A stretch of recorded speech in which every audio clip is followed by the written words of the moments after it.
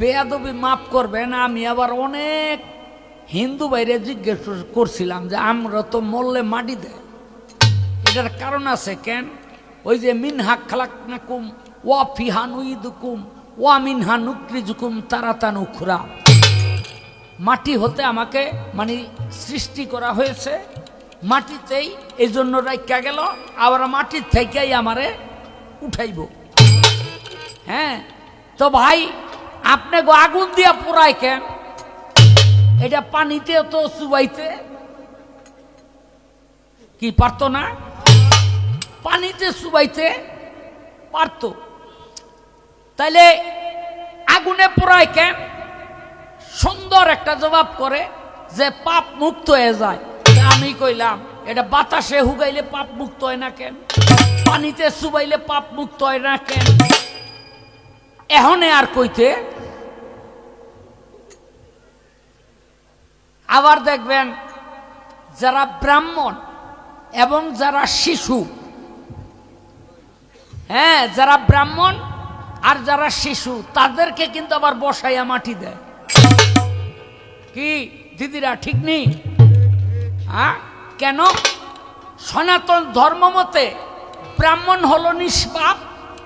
বেয়াদবি মাফ করবেন, গলা পর্যন্ত পাপ করলো বলে ব্রাহ্মণ নিষ্পাপ থাকে, বুঝলেন? আর শিশু এটা আসলেই নিষ্পাপ। তো এজন্য যারা পাপ করে না তাকে আগুনে পোড়াইবার দরকার পড়ে না। আচ্ছা দোলন সরকার, একটা আলগা বাড়ি দেই তোমারে। এক বেটি মারা গেছে, 9 মাসের গর্ভ লইয়া, পেটের মধ্যে বাচ্চা। এখানে এই বেটি ব্রাহ্মণও না আর বেটি তো শিশুও না, পেটের মধ্যে শিশু। এখন বেটিরে যদি পোড়ায় তাইলে শিশুও পোড়াইতে হয়, কি করেন আপনারা? আর যদি এই বেটিরে মাটি দেয় তাইলে শিশুটা মাটি পায়, কিন্তু সনাতন ধর্ম অনুযায়ী বেটিরে মাটি দেওয়া যাবে না আর শিশুটারে পোড়ানো যাবে না। এখন এই বেটিরে করব কি? এর একটা আলগা বাড়ি দিলাম আর কি। হ্যাঁ, একবারটাই করছে নতুন বিয়া, বউরে কয় খাসির মাংস খাবো, তো বেটি অনেকক্ষণ পর কয় হ খাই। কত আপনি খান? কয় হ আমিও খাই। কত আপনি ওখানে আমিও খাই, হইল কি? কয় না বাসর ঘরে কি কমু খুঁজা পাইতাছি না, তো একটু আলাপ সালাপ করল। এখানে দোলনের লগে আমার এক ভাই বলল যে একটু হিন্দু শাস্ত্রের কথা কইতে, এই জন্য দোলনের লগে একটু আলাপ সালাপ আরম্ভ করে, বুঝলেন নি? তো এই একটা আলগা বাড়ি রইল। এখন কথা হইল যে অনেক সনাতন ধর্মের ভাইয়ের কাছে প্রশ্ন করছি, এটা আগুন দিয়া কেন পোড়ায়? পাপ তো মুক্ত হয়, কিন্তু অন্য কিছু দিয়া পাপ মুক্ত হয় না, এটা আগুনে পোড়াইলে পাপ মুক্ত হয়, এটার কারণ কি? কয় এটা কইতারি না। যাক দোলন সরকার, টেনশনের কোনো কারণ নাই। আগে আমাদের সনাতন ভাইদের জবাবটা দিয়ালু। জবাব মানে একটু আলোচনা করা শিক্ষার জন্য, কারণ এখন হইল এই ইউটিউবের যুগ, মিডিয়ার যুগ। এখন শুধু আমরা আলোচনার মধ্যে এলাকায় সীমাবদ্ধ থাকে না, সারা পৃথিবীতে ছড়ায় আছে। কোনো ভুল তথ্য যদি দেই তাহলে আমার বাড়িঘর উড়ে খুঁজাল হয়ে যাব নাকি? হ্যাঁ, লয়ে যাব না? তাইলে সঠিক কথাগুলো বলতে হবে। ব্রহ্মা, কৃষ্ণ, শিব, এই 3 জন হইল এক জীব, তাই না? এই ব্রহ্মার ছেলের নাম হইল ভৃগুমুনি।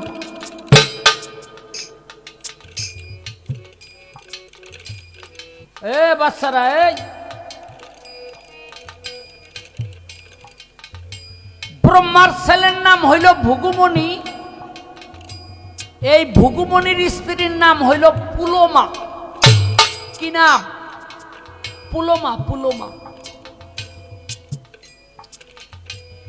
এই পুলোমা ছিল গর্ভবতী। এই উদরের মধ্যে যে সন্তান তার নাম ছিল চেবন।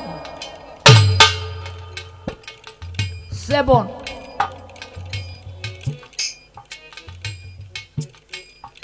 পুলোমার যে বাবা এই ভুগুমনির কাছে বিয়ে দেওয়ার আগে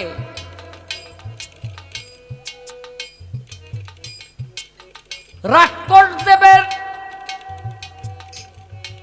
সাথে কথা হয়েছিল পুলোমারে বিয়া দিব, কারণ পুলোমা দোলনের মতো সুন্দরী। আর এটা কথার কথা আর কি, আমি অনেক সুন্দরী কই বিশ্রে আপনাকে বুঝানোর লেগে।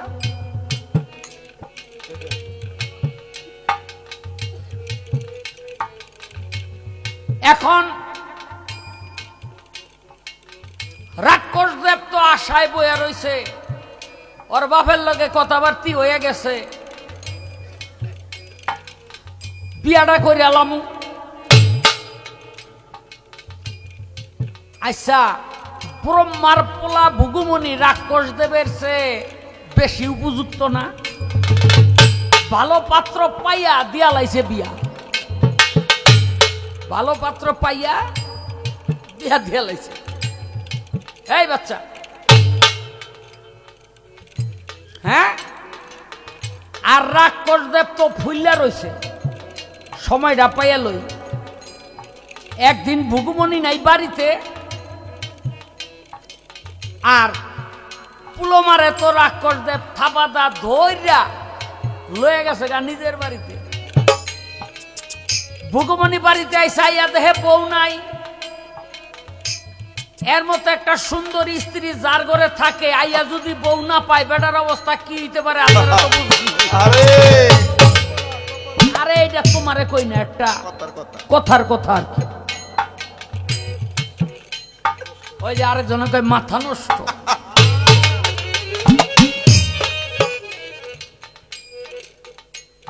এখন ভুগুমনির তো মাথা নষ্ট, আমার বউ গেল কই, হায় রে আমার দোলন।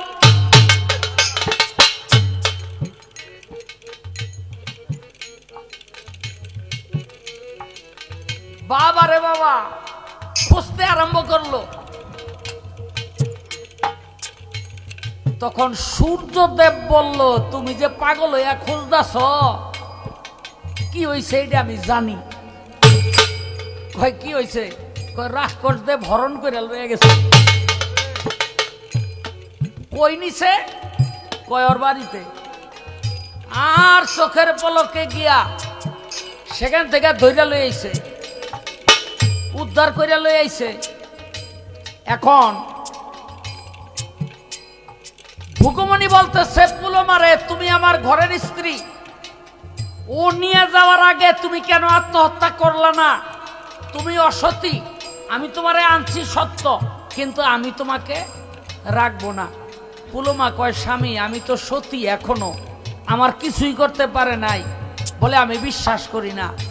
তখন ওই যে গর্ভের মধ্যে যে সন্তান চেবন, একটা পুত্র, ওই পুত্র আওয়াজ দিয়া কইছিল, এ ভুগুমনি আপনি আমার পিতা, কিন্তু আমি মায়ের পক্ষ নিয়ে সাক্ষী দিতেছি আমার মা সতী, তাকে অপবিত্র করতে পারে না।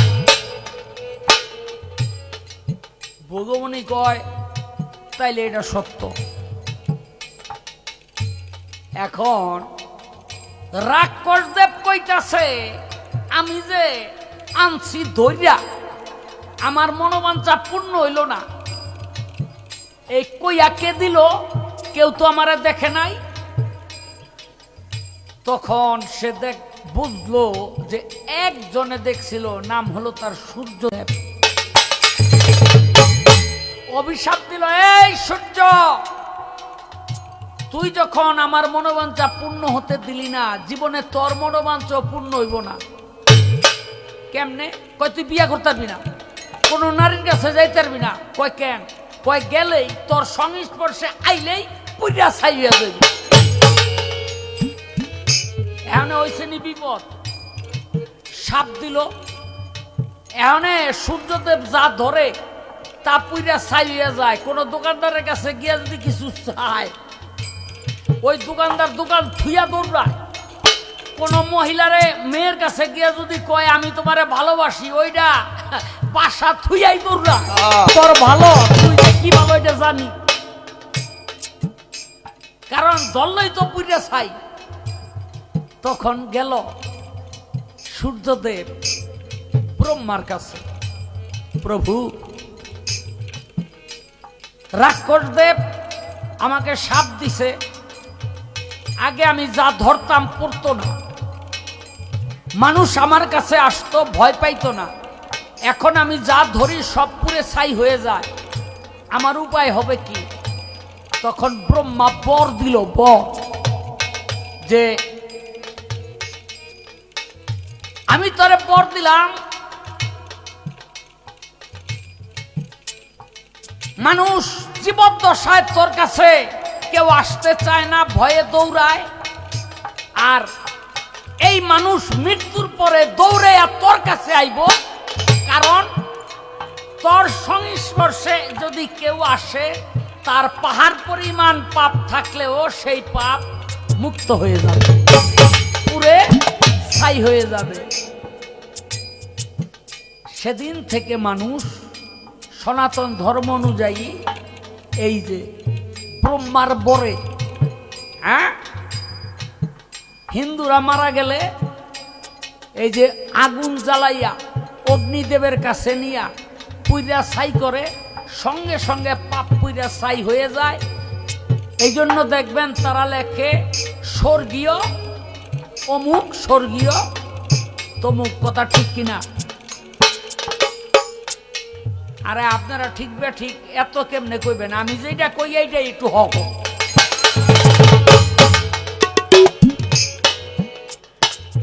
হ্যাঁ বাবাই স্বর্গে গেছে, স্বর্গীয় এটা লেখে। আবার কথা আছে হিন্দু মতে কিন্তু জন্মান্তরবাদে বিশ্বাসী। হ্যাঁ, যে যেই কাম করব, কেউ কুকুরের কাম করলে কুকুর রূপে, শুকরের কাম করলে শুকর রূপে, আবার এই পশুর কাম করলে পশু রূপে, বৃক্ষের কাম করলে বৃক্ষ রূপে, এমনি করে আসে। যদি কেউ মানুষের কর্ম করে মুক্তি পায় তার আর আসতে হয় না, সে আর 84-তে আসে না। এটা হলো সনাতন ধর্মের নিয়ম। এখন এই যে পাপী যারা, তারা গেল তো নরকে, তাইলে তো নরক পাইয়াই গেল, তাইলে আবার জন্মান্তরবাদের প্রশ্ন উঠে কেন? প্রশ্নটা এজন্য উঠে, সনাতন ধর্ম মতে বলে যে আপনি মৃত্যুর পরে আপনি নরকে গেছেন আপনি পাপের কারণে, কিন্তু যেহেতু আপনি মুক্তি পান নাই, এই জন্য 84 লক্ষ জুনি আবার আপনার ভ্রমণ করতে হবে। ওই নরকে সাজা খাটার পর আবার